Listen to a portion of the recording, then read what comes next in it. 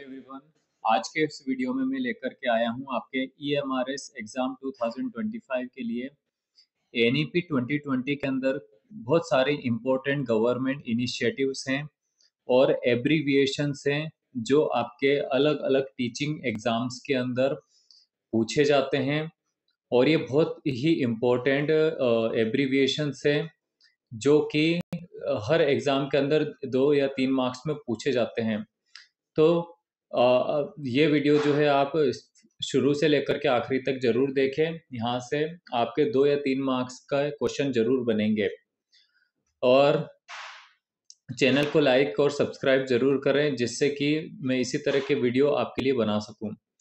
चलिए शुरू करते हैं। हमारा पहला जो टर्म है वो है परख।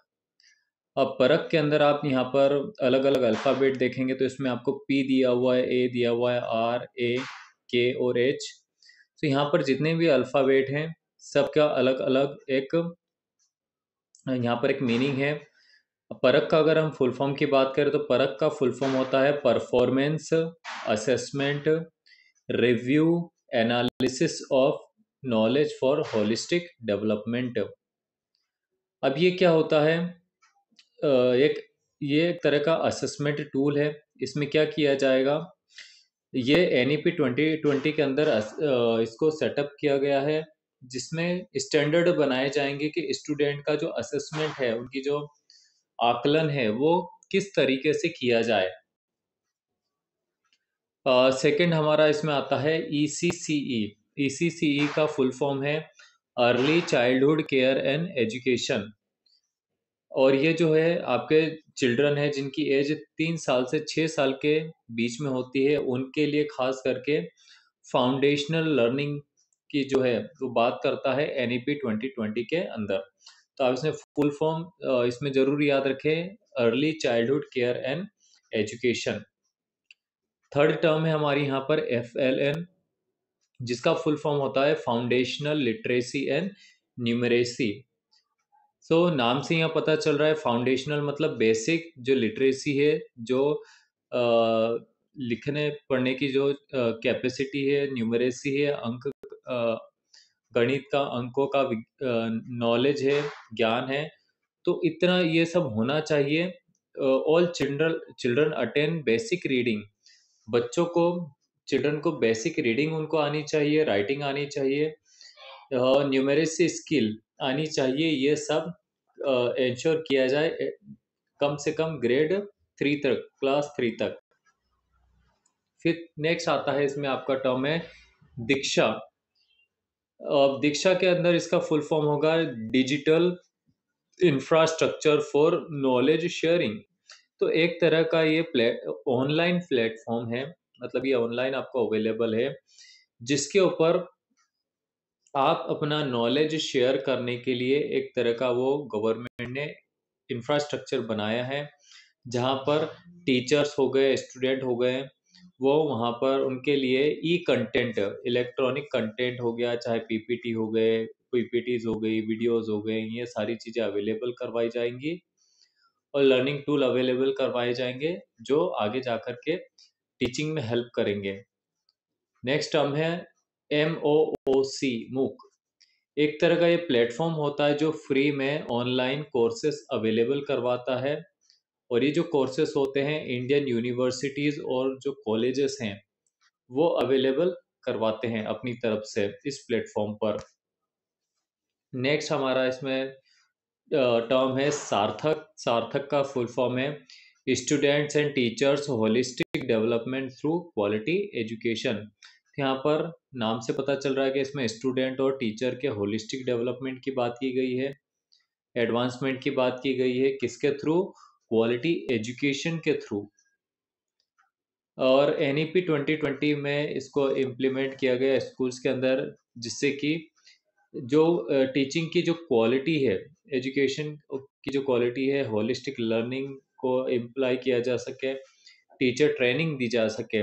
इसके लिए सार्थक को जो ये प्रोग्राम है ये स्टार्ट किया गया 2021 के अंदर।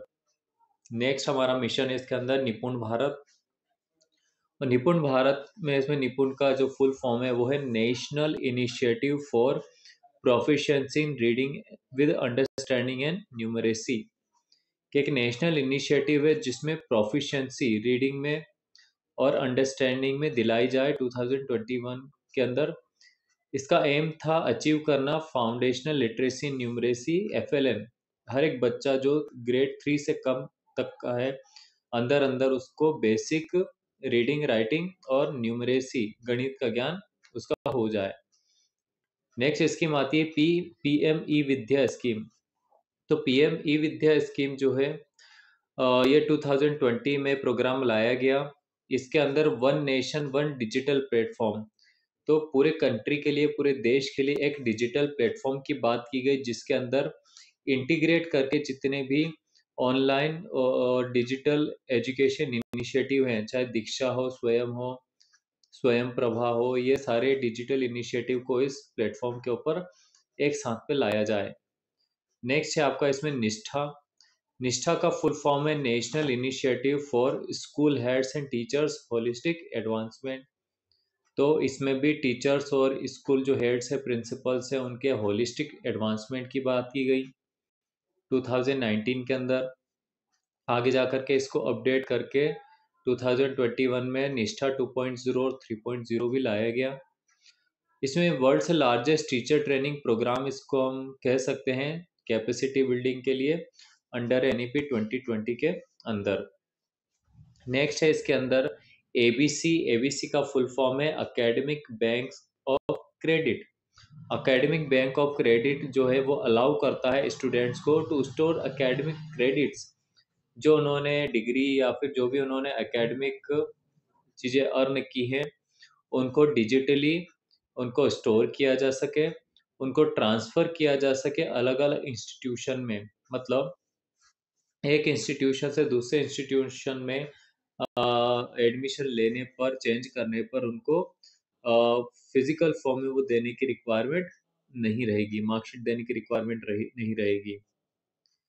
फिर नेक्स्ट आता है इसमें नेशनल क्रेडिट फ्रेमवर्क NCRF 2020। ये इंटीग्रेट करने की बात करता है, जोड़ने की बात करता है जनरल, वोकेशनल और स्किल एजुकेशन को एक सिंगल क्रेडिट सिस्टम के अंदर, स्कूल टू हायर एजुकेशन के। आप जितनी भी डिग्रीज या कोर्सेस आप कर रहे हैं, तो उनको अलग अलग उनका क्रेडिट ना दे करके, मार्कशीट ना दे करके, उसमें एक सिंगल यूनिफाइड सिस्टम आपका होना चाहिए, जिसमें आपने जितने भी कोर्स किए हैं, जितनी भी आपने एजुकेशन ली है, उसके सारे क्रेडिट आपको एक जगह पर अवेलेबल हो। फिर नेक्स्ट आता है NHEQF, national higher education qualification framework.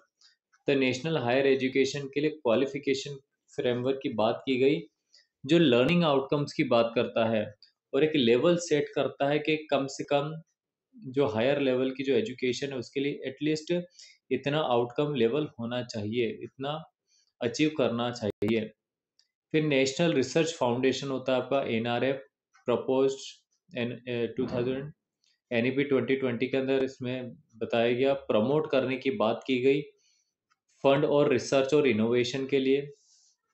साथ में across discipline in the higher education के जितने भी कोर्सेस है सबके अंदर। फिर नेक्स्ट आता है NETF, national educational technology forum. एक तरह का यह फोरम है जिसके अंदर नेशनल एजुकेशन के अंदर जो टेक्नोलॉजी यूज़ की जा सकती है उसके लिए एडवाइस देने के लिए एक प्लेटफॉर्म बनाया गया, आइडियाज़ को एक्सचेंज करने के लिए एजुकेशन के अंदर।